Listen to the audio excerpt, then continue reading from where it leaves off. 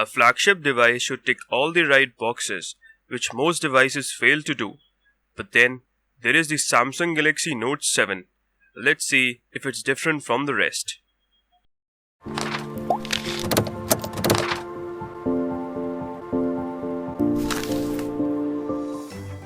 The Samsung Note series started with bulky devices, but now their latest offering, the Note 7, is sleek as ever.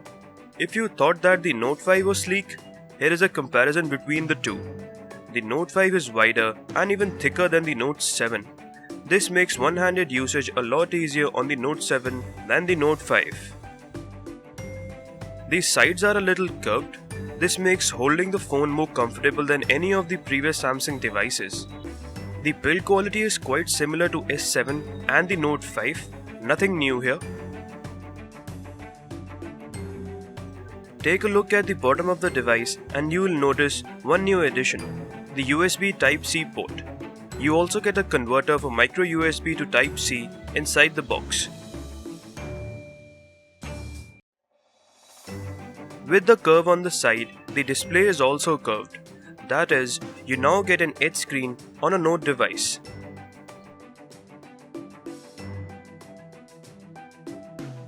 The display is a 5.7-inch Super AMOLED display with a pixel density of 518 pixels per inch.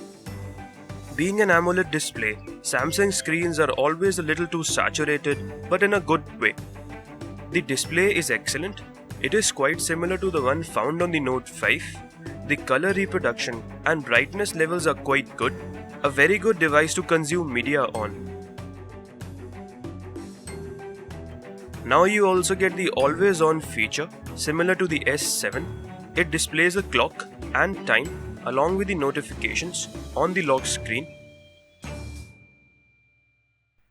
Speaking of the lock screen, the security has been pumped up on the Note 7 with the introduction of some interesting features.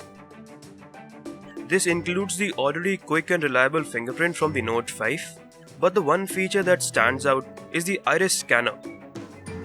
The scanner is quite accurate and highly responsive. There is an additional camera on the top left that takes an image of your eyes. You can store just the one pair of eyes as of now. Although the iris scanner is highly responsive, but it takes some getting used to. The distance should be between a particular value between your eyes and the phone. If it is not, it will give you an error. This will only come to you by muscle memory. Another security feature that is now available on the S7 is the Secure Folder. The Secure Folder gives you two levels of security. First, you'll have to unlock the Secure Folder, and then the apps that are added in the Secure Folder don't have any login information. This way, you can also use two different accounts for one app and increase your security. The Samsung Galaxy Note 7 comes with Android Marshmallow 6.0.1, expected to get updated to Android Nougat in the near future. The UI remains the same, but with some minor tweaks from the Note 5 and the S7, such as the notification bar and the brightness bar.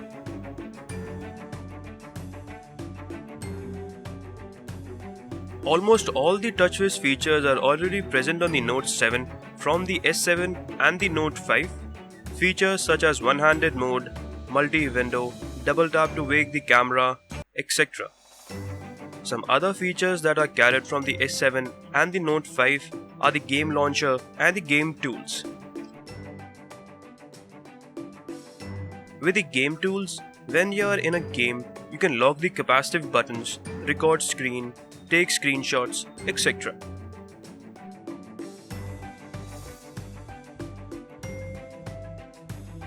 Under the hood, you get an octa-core Exynos chipset coupled with 4GB of RAM and 64GB inbuilt storage.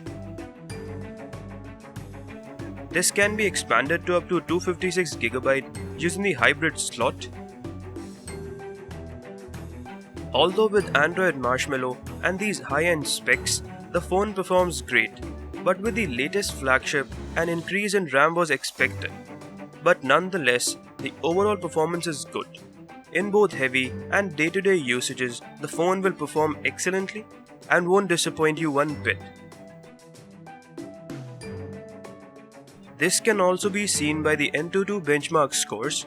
The S7 scores a whopping 134K. A Samsung Note device is incomplete without an S Pen.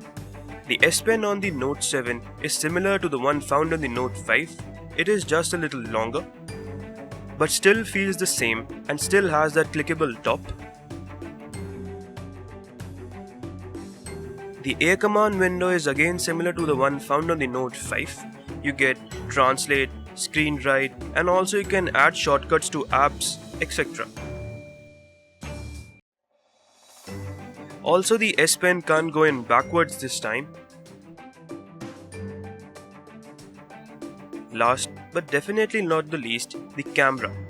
The camera on the Note 7 is the same 12 megapixel f1.7 aperture found on the S7 and the S7 Edge. You get a lot of modes and even can shoot in different quality settings, ranging from VGA to Ultra HD. The images taken from the Note 7 are absolutely brilliant, even the ones taken in low light. The colors are crisp and the detailing is good with the HDR mode. Video stability performs quite well. You'll not be able to notice the shake in my hand. Overall, the camera is good, not the best, but certainly up there. So finally, the Note 7 feels like a combination of the S7 Edge and the Note 5. The internals are quite identical. This means that the overall performance and the usage is quite similar to all the devices. So is it worth the upgrade? I would have to say no if you already own an S6, S6 Edge, S7 or the Note 5. But if you are coming from any other device and are in the market for a flagship device, this is the one to go for. The Samsung Galaxy Note 7 is probably the best device of 2016. A big thank you to Neo Concepts Pashchim Vihar. Do contact them for best customer service and after sales services as well. So guys, this is it from the video. Hope you enjoyed it. Thank you for watching. I'll catch you in the next one.